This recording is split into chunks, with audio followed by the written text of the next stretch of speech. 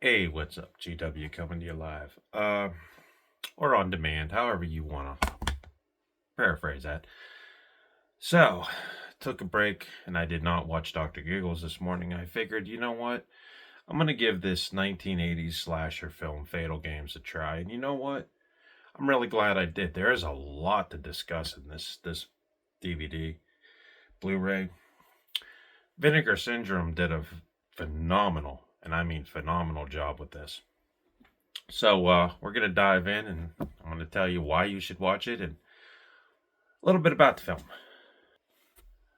First of all, this thing came out in 1984, and when you watch it, you can pretty much tell the picture grain, even the audio, is that 2.0 mix, and it really looks definitely like early 80s.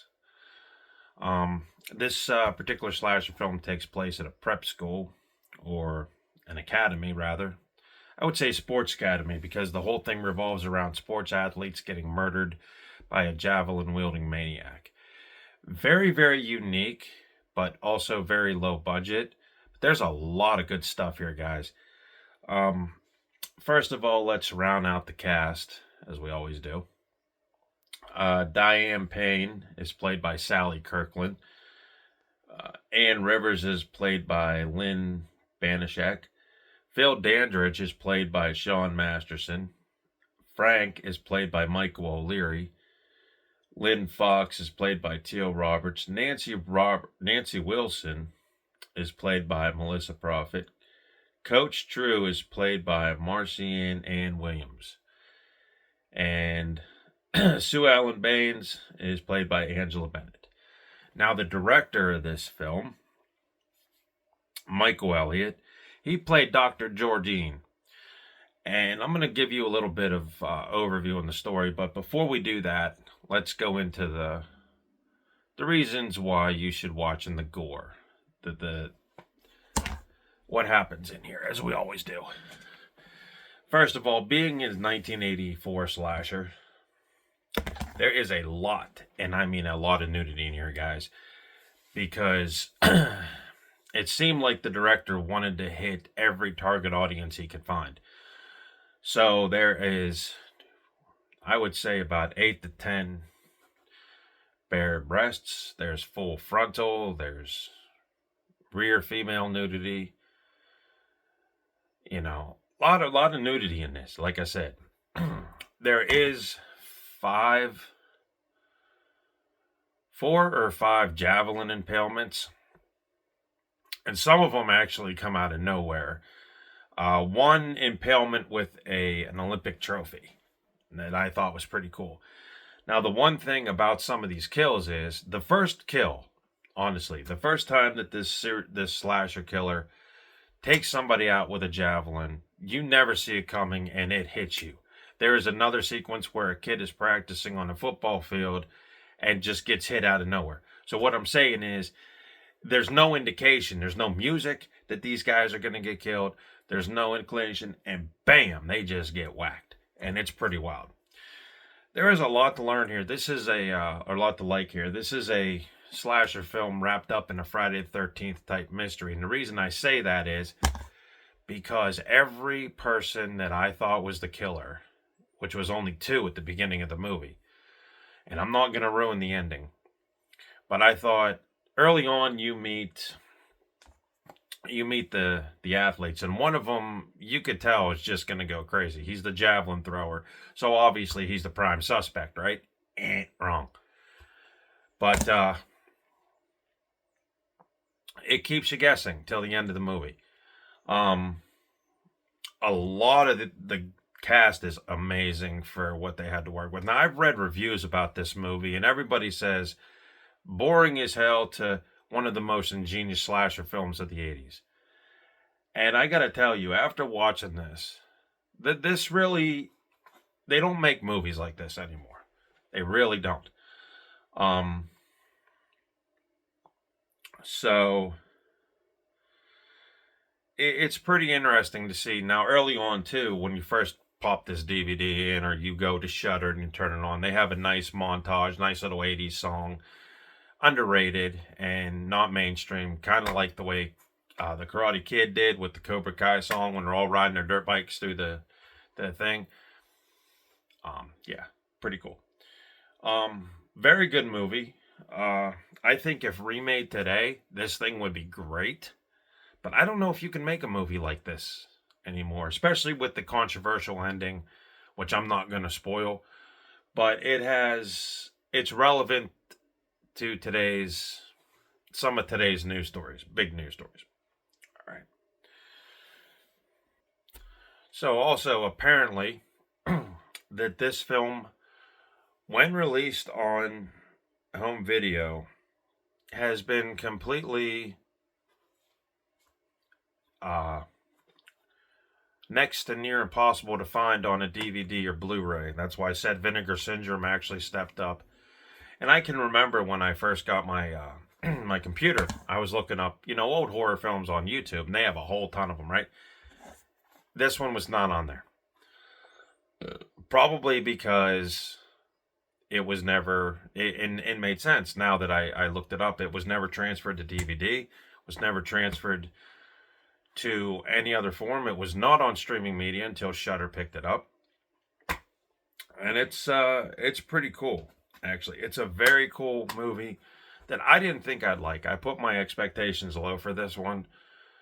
But having just finished it, I gotta tell you, it's everything a slasher film fan would want. It's got your nudity, it's got your gore, it's got your twist ending,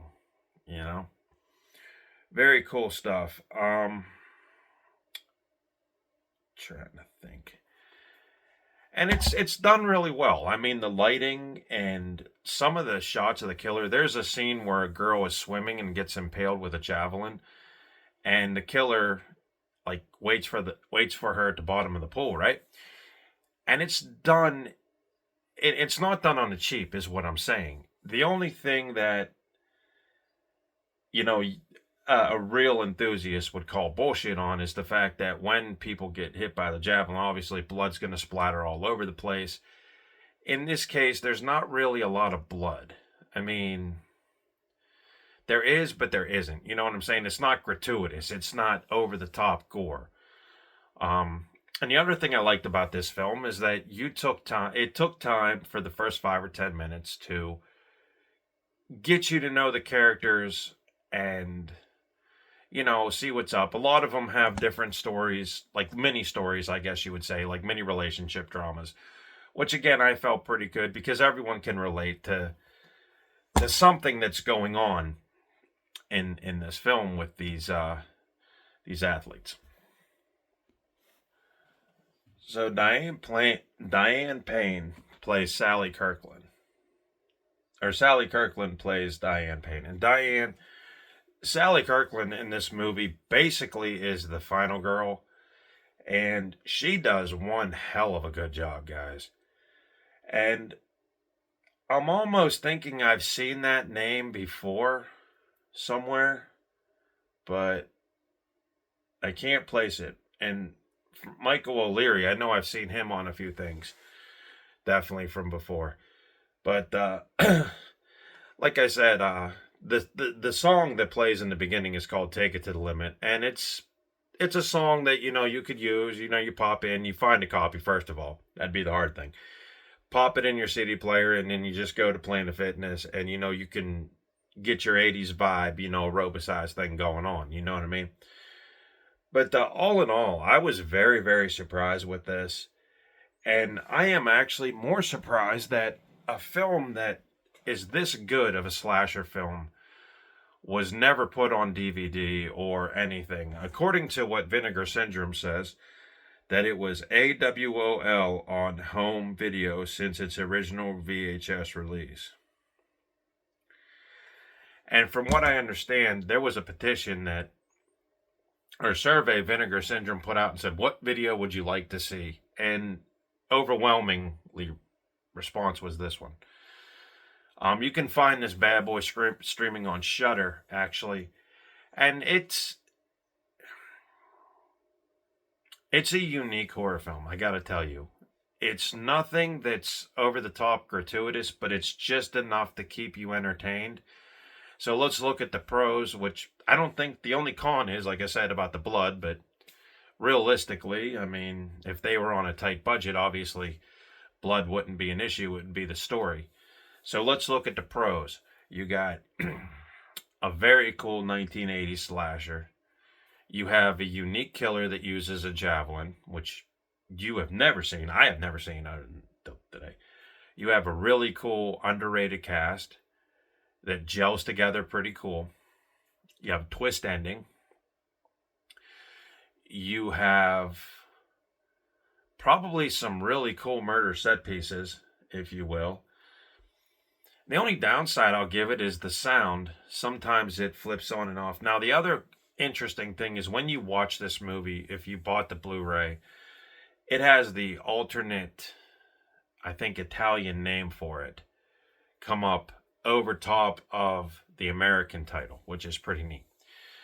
Um, Cons other than sound, I don't think.